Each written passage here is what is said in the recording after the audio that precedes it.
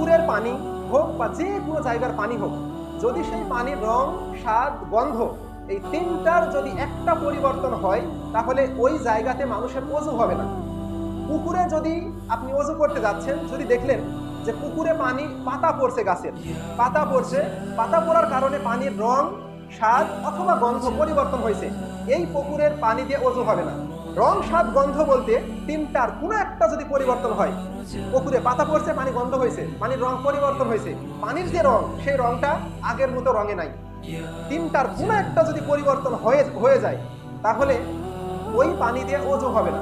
আপনি টিউবওয়েলে গোসল করছেন, এক বালতি পানি নিলেন, এক বালতি পানি নেওয়ার পরে সাবানটা ওই পানির মধ্যে পড়ে গেল, কিন্তু আপনি গোসল করছেন ফরজ গোসল, সেই ক্ষেত্রে আপনি দেখলেন যে পানির কি স্বাদটা পরিবর্তন হয়েছে, পানির কি রংটা পরিবর্তন না হলেও পানি থেকে গন্ধ বের হচ্ছে, তার মানে এই পানি দিয়ে আর ওযু হবে না। মানে এই পানি দিয়ে ওযু আপনি করতেই পারবেন না। কেন? এই কারণে পারবেন না যে পানির যে রং, স্বাদ, গন্ধ এটা তিনটার একটা পরিবর্তন হয়েছে এই সাবান পড়ার কারণে। আর যদি মনে হয় যে সাবান পড়ার পরে পানির রং, স্বাদ, গন্ধ তিনটার কোনো একটাও পরিবর্তন হয়নি, তাহলে এই পানি দিয়ে ওযু জায়েজ।